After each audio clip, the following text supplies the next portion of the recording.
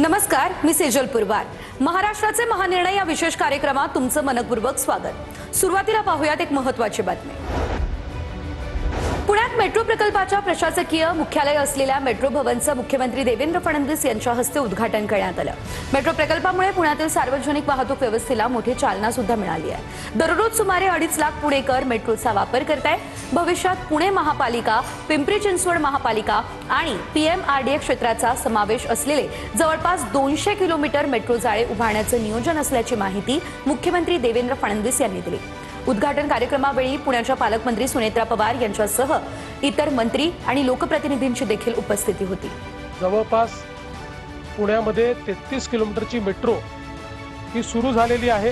अजून 55 किलोमीटरचं काम मेट्रोचं हे आपलं प्रोग्रेसमध्ये आहे आणि त्याच्या व्यतिरिक्त जवळपास 80 किलोमीटरचं अजून आपलं काम हे प्रस्तावित आहे। म्हणजे एकूण पुणे मेट्रो करता 200 किलोमीटरचं कंप्लीट या ठिकाणी नेटवर्क हे आपण प्लॅन केलंय। मुंबईमधील नायगाव बीडीडी चाळ पुनर्विकास प्रकल्पातील 864 पुनर्वसन सदनिकांचं वितरण करण्यात आलंय। बीडीडी चाळ पुनर्विकास प्रकल्पामुळे रहिवाशांच्या जीवनमानामध्ये सुधारणा होणार आहे आणि ही प्रतिक्रिया मुख्यमंत्री देवेंद्र फडणवीस यांनी दिली आहे। मुंबईमधल्या मध्यमवर्गीयांच्या घराचं स्वप्न साकार करण्यासाठी हे शासन कटिबद्ध आहे। बीडीडी चाळीतील रहिवाशांनी आपली घरं विकू नये असं आवाहन मुख्यमंत्री फडणवीसांकडून करण्यात आलंय। मुंबईमधील इतर पुनर्विकासाचं काम वेगानं व्हायला हवं यासाठी शासनाचा प्रयत्न सुरू आहे असं मुख्यमंत्री म्हणाले।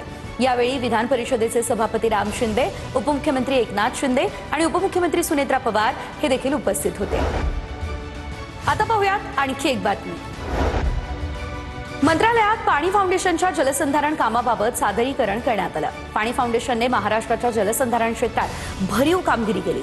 पाणी फाउंडेशनने राज्य सरकारसोबत राज्याला बसणाऱ्या दुष्काळाची तीव्रता कमी करण्यात मदत केली आणि यापुढे देखील पाणी फाउंडेशनच्या सहकार्यानं पाणीदार महाराष्ट्राचा संकल्प करूयात असं आवाहन मुख्यमंत्री देवेंद्र फडणवीस यांच्याकडून करण्यात आलं। या बैठकीला पाणी फाउंडेशनचे संस्थापक आमिर खान, किरण राव यांच्यासह प्रमुख अधिकाऱ्यांची उपस्थिती होती। पाणी फाउंडेशनच्या मागील कामाचा अनुभव बघता त्यांच्या माध्यमातून यावर्षी देखील शेतकरी, ग्रामस्थ जलसाक्षर होतील असा विश्वास फडणवीसांनी व्यक्त केला। त्र्यंबक, नाशिकमध्ये सिंहस्थ कुंभमेळ्याचं आयोजन 2027 मध्ये करण्यात आलेलं आहे। कुंभमेळ्यात देश विदेशातून करोडो भाविक या ठिकाणी येणार आहे आणि त्यामुळे यशस्वी आयोजनातून जगाला आकर्षण वाटणारा कुंभमेळा करावा हे निर्देश मुख्यमंत्री देवेंद्र फडणवीस यांनी दिले। सिंहस्थ कुंभमेळ्यासाठी करण्यात येत असलेल्या विविध कामांसाठी 22,181 कोटी रुपयांच्या कामांना देखील मान्यता देण्यात आलेली आहे आणि यामध्ये पहिल्या टप्प्यातील 5,140 कोटी आणि दुसऱ्या टप्प्यातील 17,041 कोटी रुपयांच्या कामांचा यामध्ये समावेश आहे। कुंभमेळ्याच्या कामांमध्ये कुणी वाईट हेतूने, विलंब होण्याच्या हेतूने अडथळा आणत असेल तर गय केली जाणार नाही असा इशारा सुद्धा मुख्यमंत्र्यांनी दिलाय। गिरणी कामगारांच्या विविध प्रश्नांबाबत विधिमंडळाच्या समिती सभागृहामध्ये उपमुख्यमंत्री एकनाथ शिंदे यांच्या उपस्थितीत बैठक पार पडली। गिरणी कामगारांना मुंबईमध्येच टप्प्याटप्प्यानं घरं देण्याबाबत शासन सकारात्मक असल्याचं शिंदे म्हणाले। पनवेलमध्ये राहणाऱ्या गिरणी कामगारांना 1 वर्षासाठी मेंटेनन्समधून सूट दिली होती। ही सूट अजून 2 वर्षांनी वाढवून एकूण 3 वर्षांसाठी देण्यात येईल असं यावेळी निश्चित करण्यात आलं। पुणे जिल्ह्यातील बारामती एमआयडीसी परिसरात गेट सनर इंडिया प्रायव्हेट लिमिटेड उत्पादन प्रकल्पाचं उपमुख्यमंत्री सुनेत्रा पवार यांच्या हस्ते उद्घाटन करण्यात आलं। राज्याच्या औद्योगिक धोरणावरती जागतिक पातळीवरील विश्वास अधिक बळकट होतोय। या प्रकल्पामुळे स्थानिक तरुणांना रोजगाराच्या संधी उपलब्ध होणार आहेत आणि उद्योजकांना देखील नव्या संधी मिळतील। त्यामुळे बारामतीच्या औद्योगिक विकासाला निश्चितच गती मिळेल हा विश्वास उपमुख्यमंत्री सुनेत्रा पवार यांनी व्यक्त केला।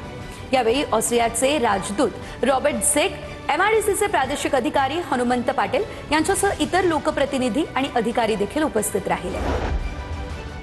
एसटी कर्मचाऱ्यांच्या विविध प्रलंबित प्रश्नांवरती सकारात्मक तोडगा काढण्यासाठी परिवहन मंत्री प्रताप सरनाईक यांनी विधान भवनामध्ये बैठक घेतली।